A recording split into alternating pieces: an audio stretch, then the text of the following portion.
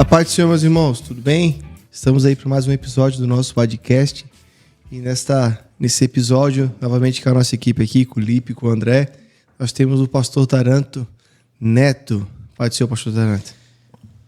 A paz do Senhor, amados irmãos, é um prazer uma vez mais poder estar com vocês aqui, compartilhando das nossas experiências, daquilo que Deus tem feito nas nossas vidas.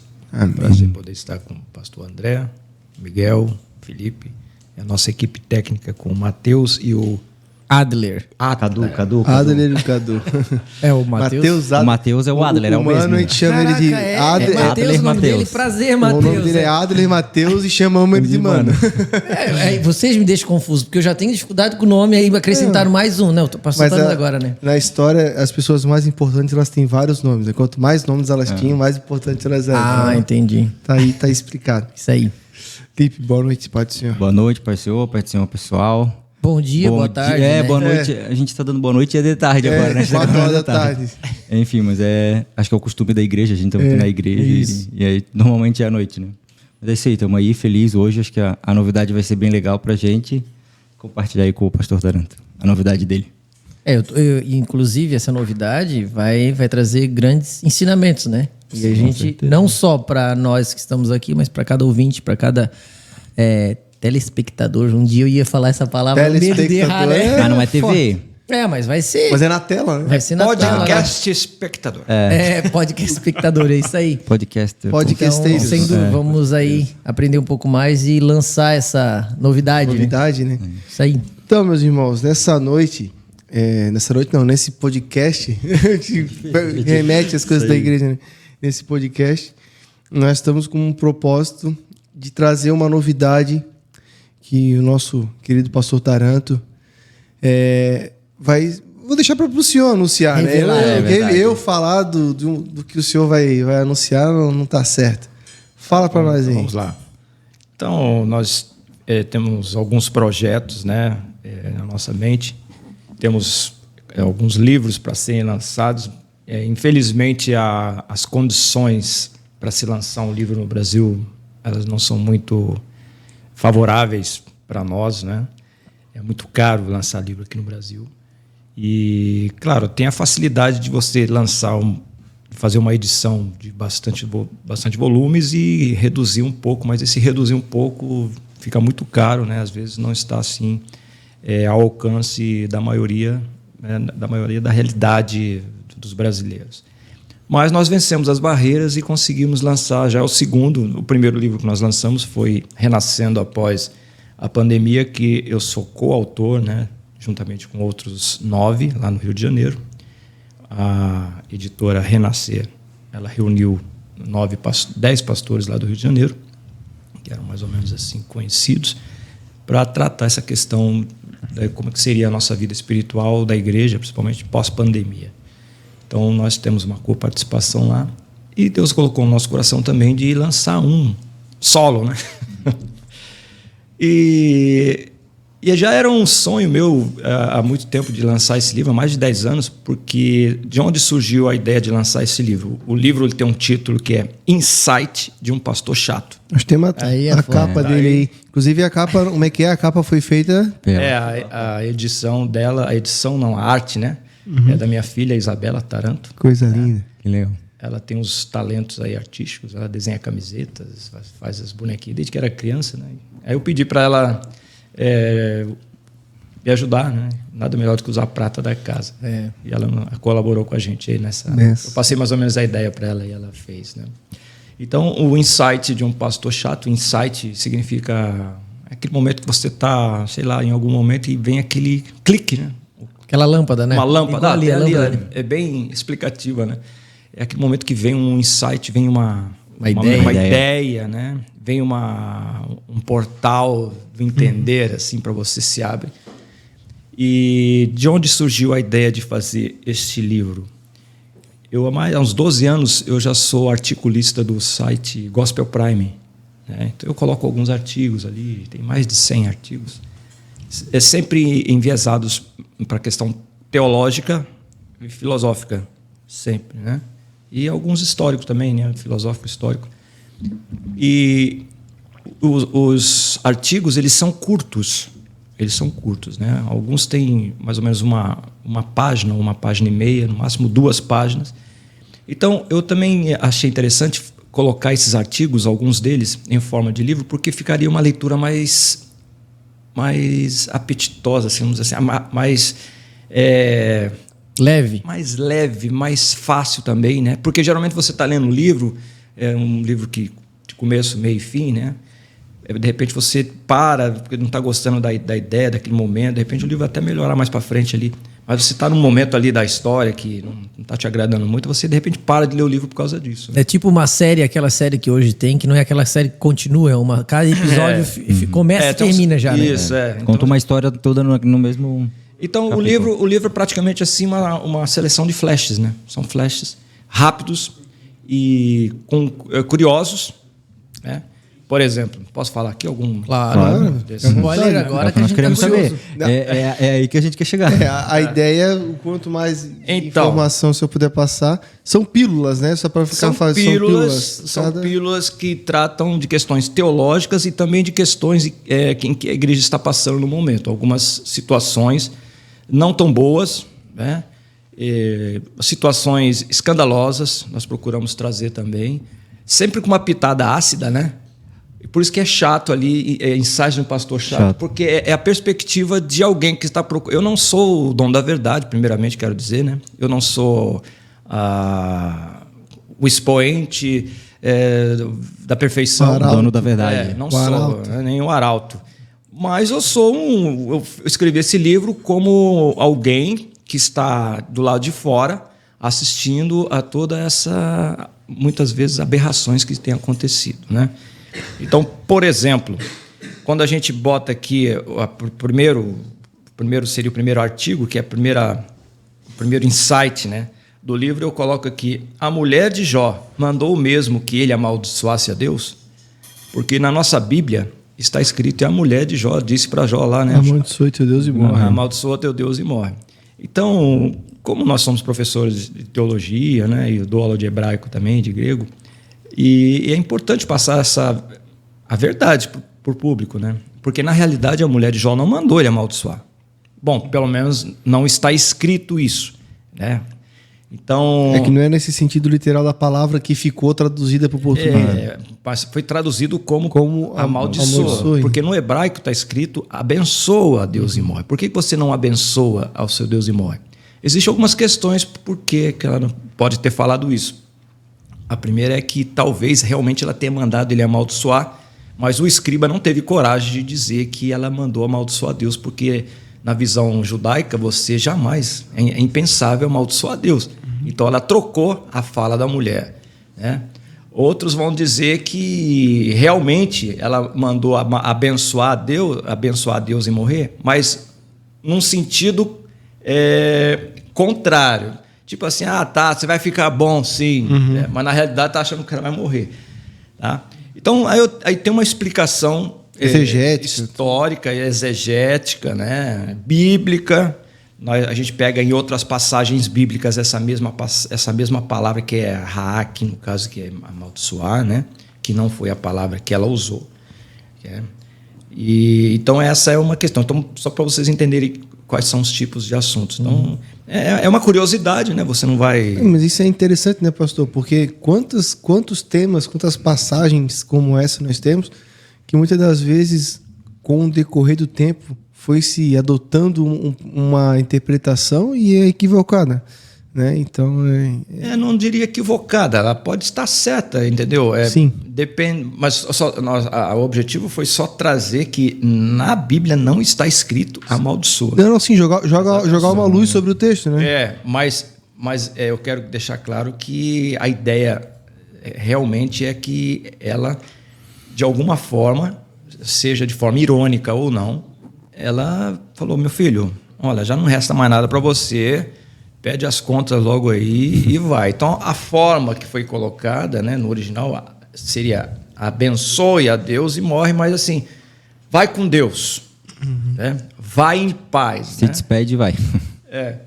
Porque existem duas diferenças, né? O judeu, quando diz vai em paz, é que a pessoa morreu e ela vai em paz. E tem aquele vai na paz, que foi quando Jesus despede aquela mulher que lavou os pés dele com perfume e enxugou com os cabelos. Lá o texto no grego é vai na paz. É diferente. Um é você vai em paz, é como se Deus vai te proporcionar um final feliz, né? E vai na paz é vai envolta, que a paz vai te abençoando, porque você vai envolvida nessa paz e passa essa paz para outros. E foi isso que Jesus falou com aquela mulher.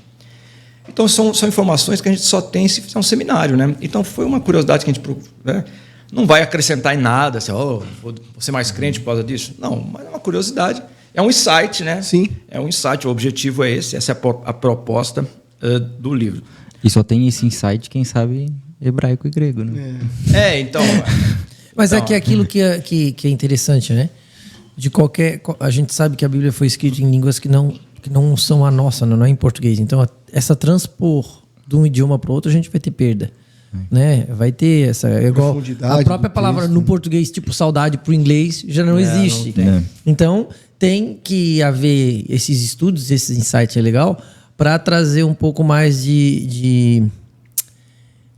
como posso dizer, percepção para o nosso contexto brasileiro, entender um pouco mais e dizer, poxa, faz sentido isso aqui, ficar um pouco mais palpável, né? Até porque tem muito texto que às vezes essas pequenas mudanças elas não interferem no sentido geral da passagem, mas elas tiram um pouco do peso assim, do que realmente o autor ali escreveu, né?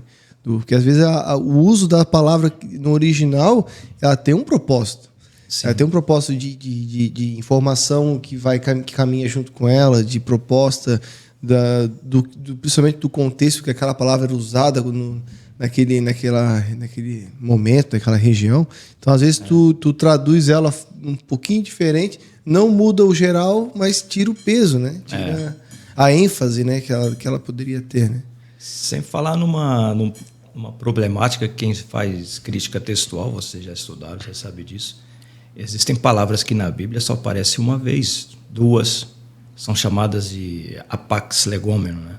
São aquelas palavras que... Exemplo, o filho pródigo, lá quando pede para o pai a parte da minha fazenda, né? Ele pede a parte da minha ousia, a palavra ali é ousia. Ousia só aparece ali. Não tem outra referência, outro contexto para poder se basear. Né? E o que é ousia? Ousia é substância. E quando diz que o pai dividiu entre os filhos a fazenda, na nossa versão, lá está dizendo que o pai dividiu entre os dois a bion. Bion é vida. Então o menino, na realidade, ele não pediu dinheiro. Sim. Fica mais forte o negócio. Pediu dinheiro, mas ele pediu uma substância. O menino pediu ao pai o direito de cuidar da vida dele do jeito que ele quisesse. E o pai dividiu entre os dois a vida. Tanto é que o menino, quando ele volta morto. Seu filho estava morto e reviveu. Estava perdido e foi achado. Forte, né? Então você só vê isso na língua original. Outra palavra que isso é bem comum, o pessoal comenta bastante sobre no original, agora não sou como o senhor que lembra assim, mas o tal maneira, o termo tal só tem duas referências no Novo Testamento, né? Que é no João 13,16 e na referência até bíblica de oferta de dízimo. Agora me fugiu a passagem. Malaquias? Novo? Mas lá é hebraico. Né? Em hebraico, mas só tem o tal só é usado pelo menos no português nessas duas que faz essa correlação, que é a ênfase do advérbio de intensidade. Para dar aquela ênfase que tu não tem uma medida, né? E aí tu usa essa terminologia. E eles falam que não tem como tu se basear. E elas são aplicadas em contextos... Claro, eles falam de intensidade nos dois, mas em contextos totalmente diferentes. Né? Então, isso, exegeticamente, dificulta, né, tu trazer para a língua que tu está traduzindo a potência, o impacto que aquela palavra quer trazer. Né? É por isso da importância do estudo histórico e tudo mais para ti, porque acho que essas traduções nossas, elas têm como ser o mais fiel ao texto, então elas vão ter tradução, não interpretação. né? E aí o que cabe como esses insights, o estudo, o aprofundamento, para mim conseguir entender, baseado no texto original e na língua, entender o que era a intenção do autor. Isso. Porque cada palavra é igual no português. A gente pode usar uma palavra e o contexto é que vai definir melhor o uso daquela palavra, né? E aí, um livro que tem essas dicas aí é importante. E aí, como o senhor falou, mais leve. Ele não é um livro teológico. Ele traz insights teológicos, mas de forma mais leve, para aquela pessoa que é mais leiga nesse tipo de estudo e que ela não vai ter acesso a essas ferramentas, ela vai conseguir digerir, entender e poder vivenciar aqueles princípios ensinados, né? Embora nós tenhamos colocado o texto em hebraico mesmo. Ah, legal. E que é para atender o outro grupo também, sim, né? Abrange, né? E também colocamos uma transcrição do significado para também atender o outro grupo. Então, todo mundo vai entender. Legal. Maravilha. A ideia não foi trazer nada assim oculto, só os iluminados vão entender. É uma coisa, né? Só os doutores. Pelo contrário, né? Tentar... Até porque, assim, esse tipo de insight, de pensar esses detalhes nos textos, né? Trazer essas coisas, principalmente do original, quando tu resgata, né? Isto amplia a possibilidade de aplicação do texto, né? De tu usar esse texto. Compreensão também. Compreensão, não. Primeiramente, tu tem um entendimento mais profundo, né? Do que o texto quer aplicar ali.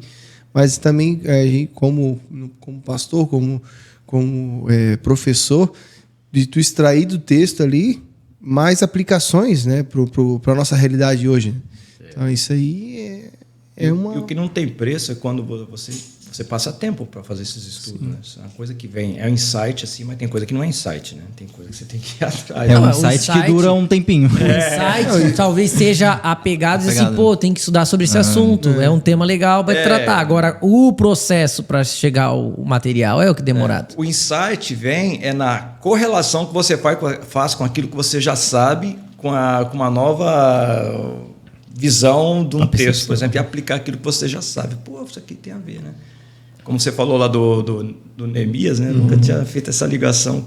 Quando Deus... É isso que você quer? É a tábua? É aquilo? Naquele outro episódio. Do episódio Sim. Para ir para Jerusalém, né? Que ele foi proporcionado todas as condições para ele levantar o templo lá, né? Então, nesse primeiro aqui é sobre essa questão aqui mais exegética, né? A palavra exegese é pensar do texto as coisas. E como você falou, o pastor André falou, é bem interessante porque todas as palavras na Bíblia, ela tem um significado e todo o texto tem um significado também e uma interpretação para aquele momento que foi dito. Então, o grande desafio do exegeta, que é o camarada que vai fazer essa interpretação, né? Porque a exegese é uma ferramenta da hermenêutica. A hermenêutica é a arte e a ciência de interpretar. Né? Ela é ciência porque tem regras e é arte porque cada um coloca a sua característica nela. Né? Então, é você trazer para os dias de hoje o mesmo significado que tinha lá naquela época. É o transpor esse espaço de tempo absurdo de cultura. Esse ato, né? Você fazer nesse ato aí, fazer essa... Trazer para a realidade. Para a realidade, né? E entra a pesquisa de contexto histórico, entra a pesquisa, às vezes, de outros materiais da época, que não a escritura, mas não no sentido desses interferir na escritura. Não, mas é do termo, mas para compreender melhor como aquele termo era usado na época, né? Não, é um trabalho árduo, não é tão simples quanto parece, né? E a crítica textual, né, que trabalha exatamente com essa questão do texto, vamos dizer assim, que das matérias que existem no seminário, é o patinho feio, ninguém dá nem aí para ela. E ao meu ver, é uma das mais importantes. Porque se eu fizer... Mas é difícil, pastor. Aquele negócio de fonte... vou dizer uma coisa, hein? Não, mas faz parte. É quase um chamado específico. Tem gente que é chamado para missão, tem gente que é chamado para estudar a crítica textual. Que é um negócio que... Vou dizer... Mas é importante, pelo menos ter a noção. Mas é importantíssimo, né? Importantíssimo. A gente tem que ter uma noção. E não tem preço quando você... Por exemplo, nós estamos ministrando grego lá na igreja lá de Camboriú, né, na sede. Chamaram a gente para ministrar lá. Tem uns obreiros que estão aprendendo com a gente. Tem umas irmãs também. E é interessante que quando já estamos... Ontem foi a 7ª aula. Eu já botei um versículo inteiro. Eles não sabiam nem o que era grego. Eu botei um versículo inteiro ontem de Jesus, quando chega lá em Gadara, e ele fala qual o teu nome, fala para o demoniado, né? O meu nome é Legião. Aí você vê nos olhos eles...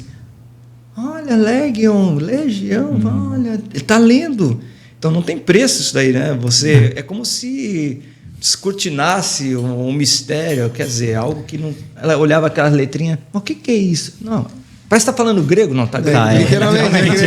É isso aí. Faz todo sentido, né? Piadinha clássica. Mas aí, o que não tem preço é isso.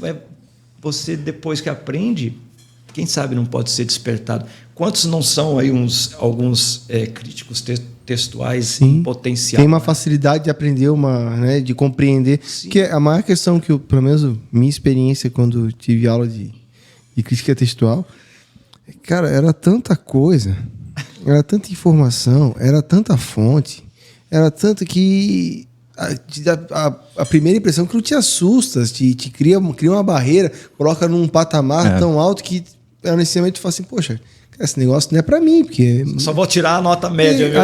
Só pra passar. Tu tens um prazo pra entregar trabalho, pra fazer prova, não sei o que, tu começa a pensar assim, é legal, mas vamos... Mas eu concordo com você que... Pega o Bizantino. Bizantino, família 35. Também a gente quer fazer a crítica textual da Bíblia inteira de uma vez só, né?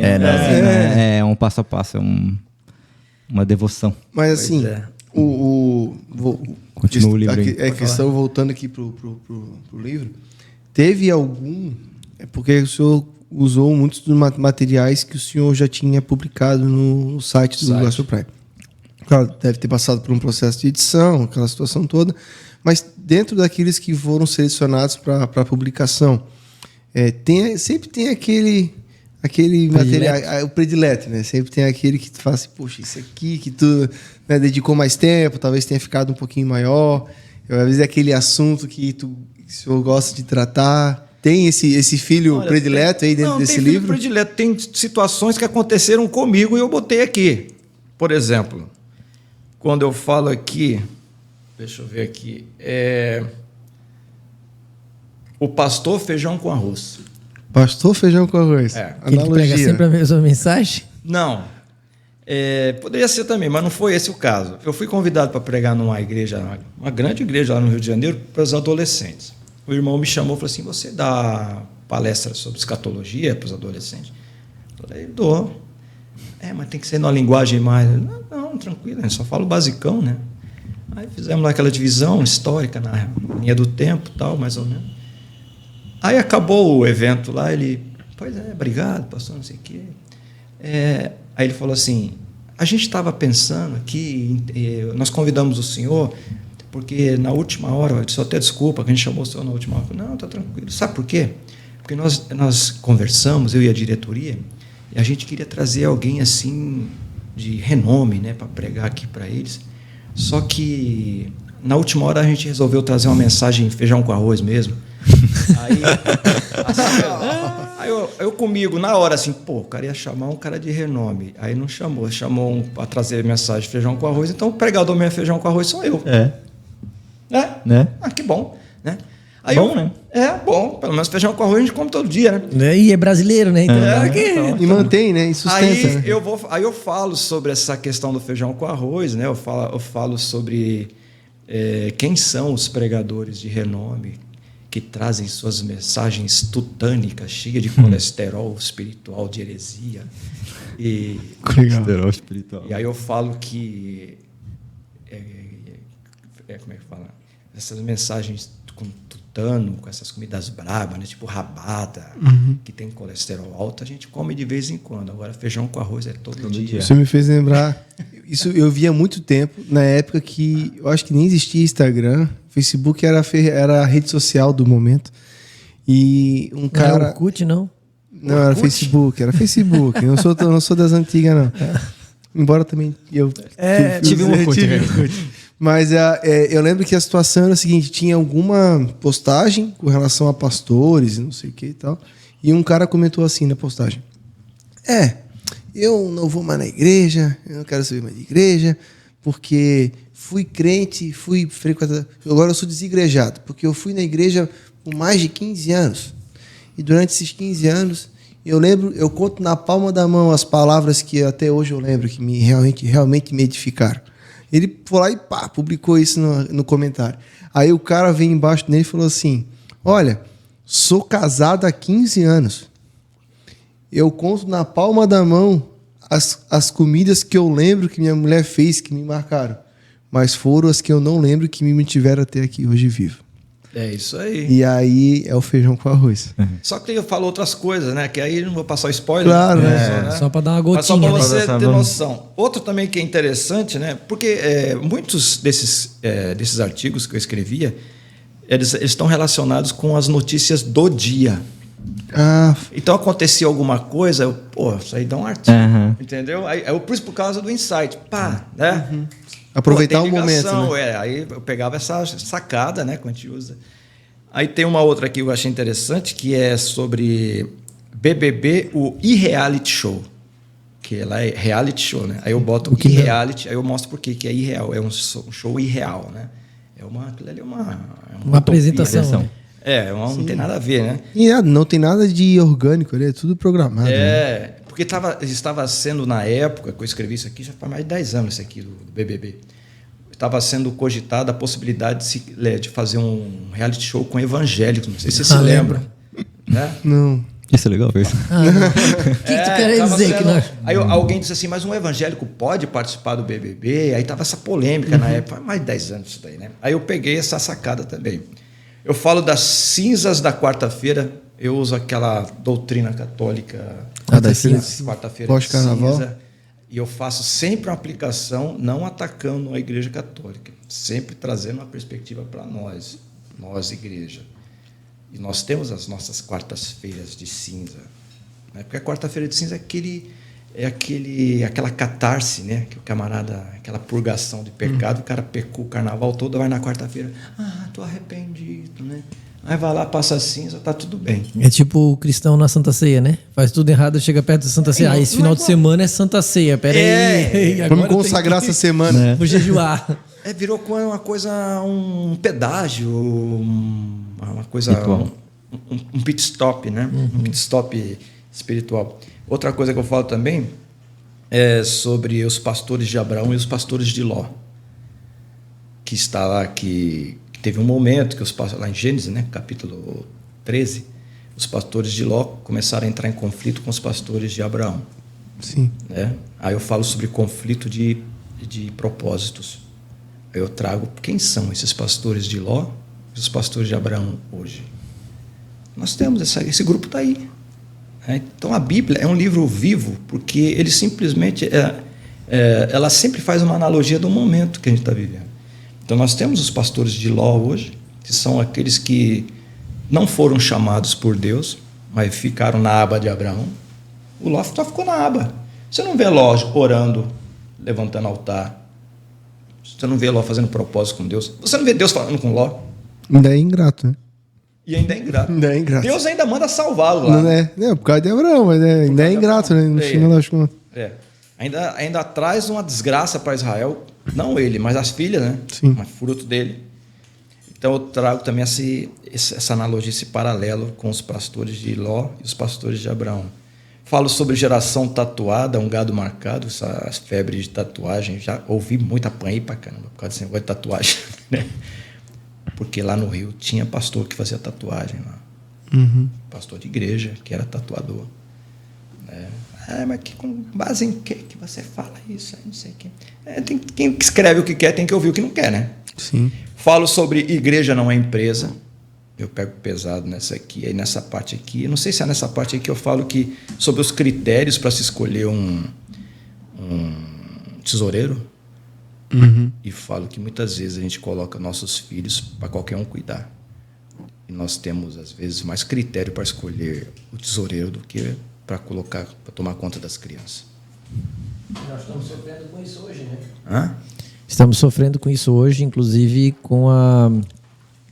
Agora está um vídeo bombando aí. Eu vi. Né? E isso não é de agora. É uma coisa, até uma crítica que eu tenho, que a gente tem pouco envolvimento, inclusive, de do sexo masculino no ensino infantil.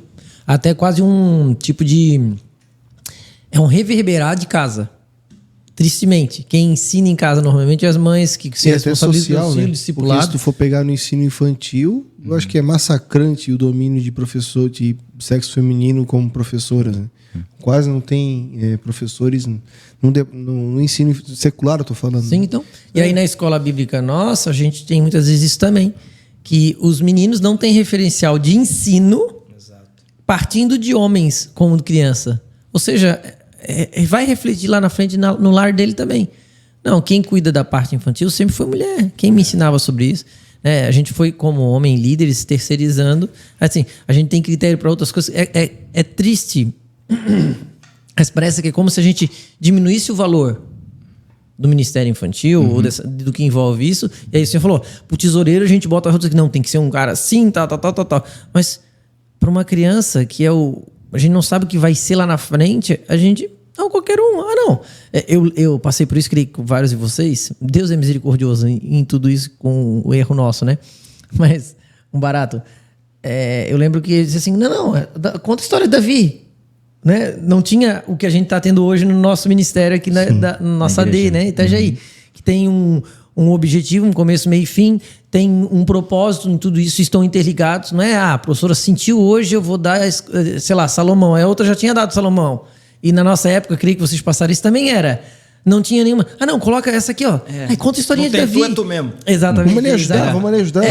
Era só tirar as crianças da igreja para não ficar correndo. E olha que loucura, porque esse vídeo que estourou reflete essa realidade. É o que a pessoa falou. No vídeo. E ela, como a perspectiva dela, o que ela extraiu, o que ela fala não é errado. O que ela quer fazer é errado. Mas a visão dela, a percepção dela tá certa. E é uma realidade. Agora, como tu comentou, tipo, hoje, pelo menos na nossa igreja, quem tá vivendo hoje, assim, eu vejo um trabalho no departamento infantil, assim, bem fora da curva, assim. Graças a Deus. Bem fora da curva. Que, pelo menos daquilo que eu conheço, né? Um avanço, assim, fantástico, assim. É de ser louvável, assim, o empenho das irmãs. Então, já entendeu porque é chato, né? Pastor chato. Ele vai falar de coisa que ninguém quer ouvir. Eu já estou sabendo que alguém vai falar, né, depois. Tá. Como é que o pastor vai lidar com essas... Ele já está acostumado, mais de 10 anos. Cara. As costas já tá cascuda já. Tem um outro aqui que também eu pego pesado, que é a tristeza de ser quem não sou. Então... Viver uma vida de aparência? Vive de aparência. Falo da questão do simulacro, né?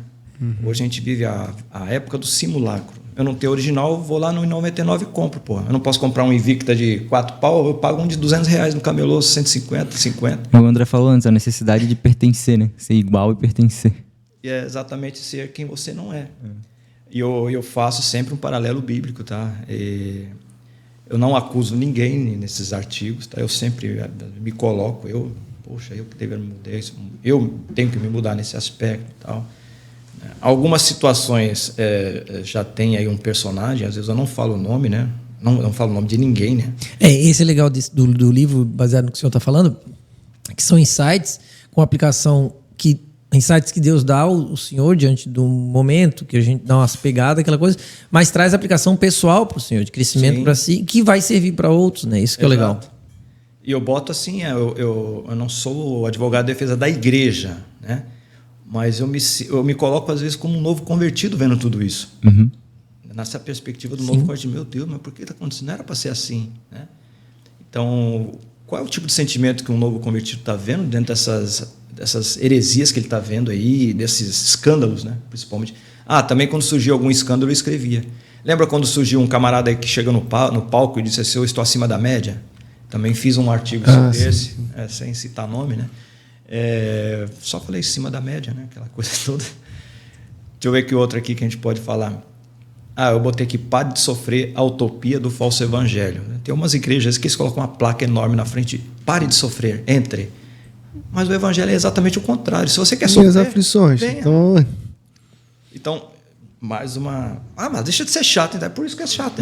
É pro cara que quer, né? Já esteja ciente, né? Já sabe que vai ser confrontado. Mas uma coisa que não corto no pastor, mas o Miguel vai lembrar, a gente estava lá na faculdade e a professora do artigo final falou pra gente, vocês têm que escrever alguma coisa que te incomoda. E aí tu vai conseguir escrever muito fácil.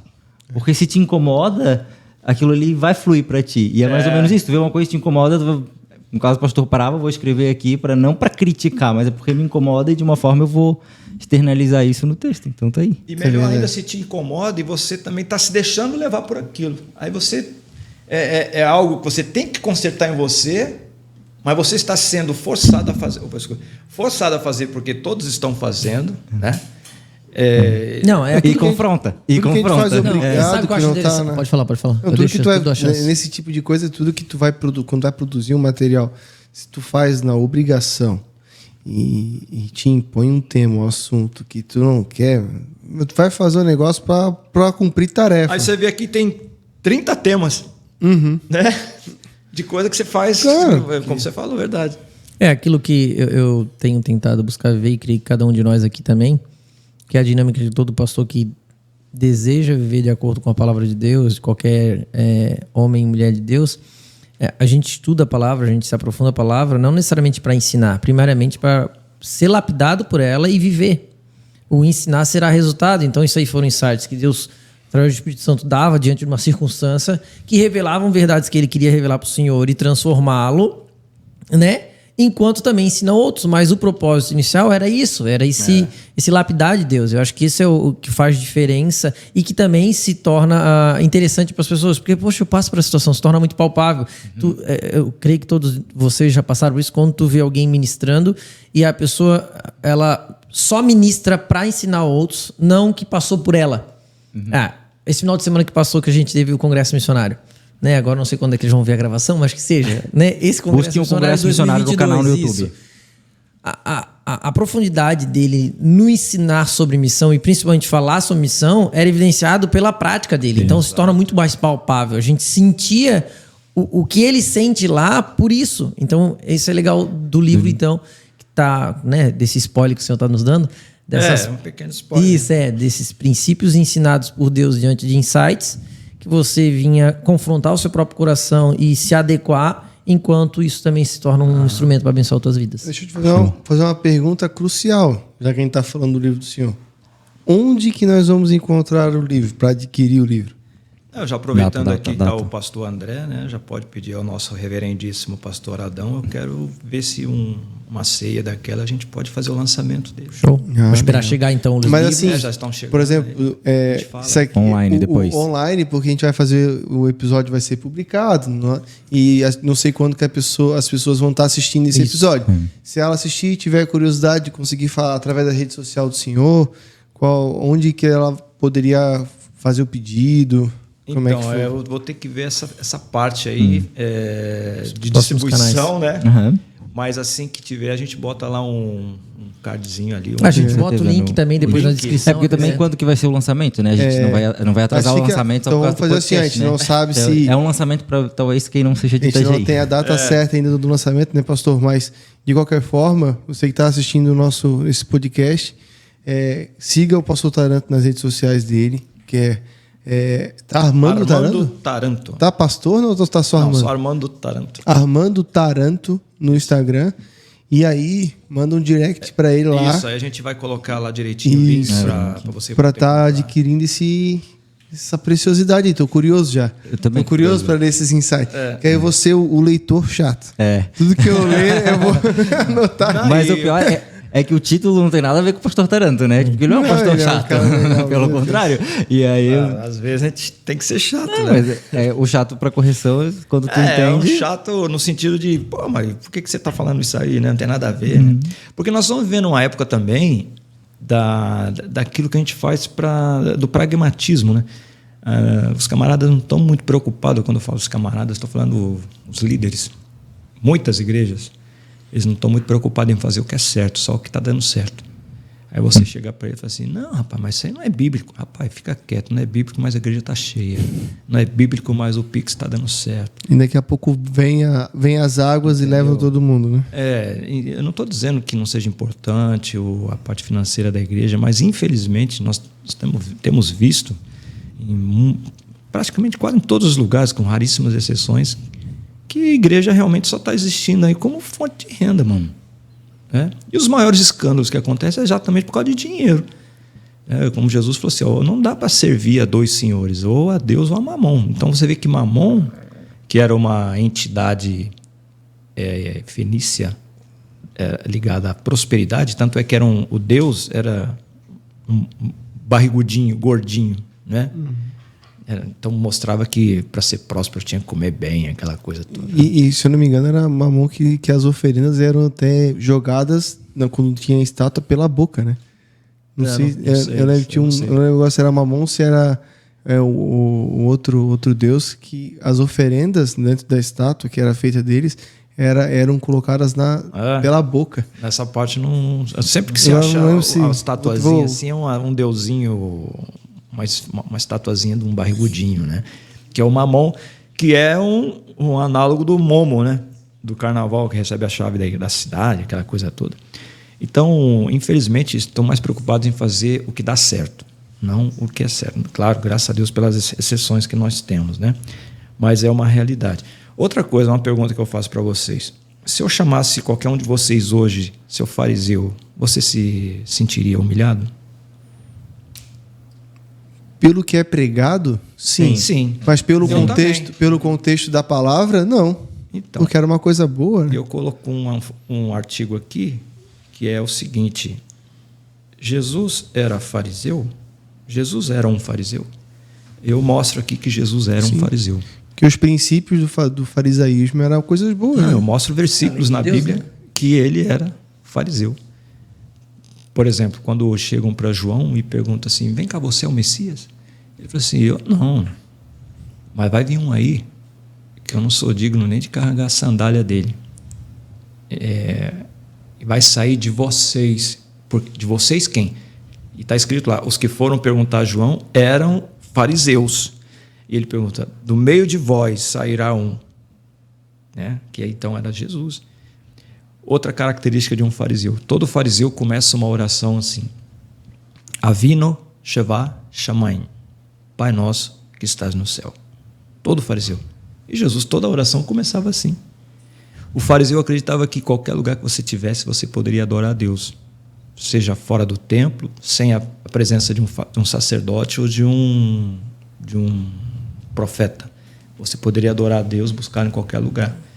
E Jesus ensinou isso também. Quando você quiser falar com o Pai, entra no quarto, no lugar secreto, que teu Pai está em secreto, fecha a porta, né? Jesus sempre ensinou sobre a ressurreição. O fariseu ensinava a ressurreição. Sobre o anjo, Jesus também falava sobre anjo. Sobre escatologia, as últimas coisas, Jesus fala também que no final vai haver o juízo. Então Jesus era um fariseu. Só que Jesus não era um fariseu, ele era o fariseu. A palavra fariseu, ela significa, vem da palavra perishim, que é separado. Jesus era um separado. Tanto é que ele é ungido. Ele é o ungido, né? É o ungido. O Cristo, né? O Christos, né? Então, tem outras características aqui que a gente coloca no livro, né? Que vai mostrar que Jesus... Tá imperdível. Não vejo a hora de lançar isso aí, que eu tô curioso demais. Só tá chegando.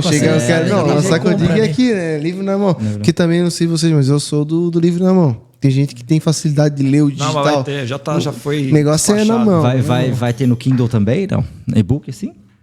Só impresso? Por ser o primeiro, nós temos mais 4 livros aí na boia, né? Começaram a minha pergunta agora. A pergunta final era o quê? Vai ter mais livro aí. Só desses de chato, acho que deve ter mais 2. Então tem outros ali. Uma série. Vai ser 1, 2 e 3, né? Legal. Então, eu tenho outro que vai ser a salvação na perspectiva arminiana, que já está quase pronto. Eu já tenho um pronto que foi a minha tese do doutorado, que é o outro evangelho, a maldição do outro evangelho seria, o título do livro é Pobres Prósperos. Aí vou falar uma perspectiva filosófica, bíblica, teológica da teologia da prosperidade. O outro evangelho. Eu faço a minha defesa como sendo a teologia da prosperidade e o outro evangelho. Então tem mais 2 desse aí. Pegando Gálatas. Pegando um pouco de Gálatas. Paulo falando que eles abandonaram o verdadeiro evangelho por outro evangelho. Tem tantas referências. Deve tá cheio. Tese, mano. É verdade. Eu só tirei algumas coisas para não tirar aquela cara de tese, né? Sim. Algumas coisas deu uma mudada, né? Então tem mais ou menos uns 4 ou 5 livros com esse daí, que já estão prontos lá. Com exceção da salvação, que ainda falta terminar.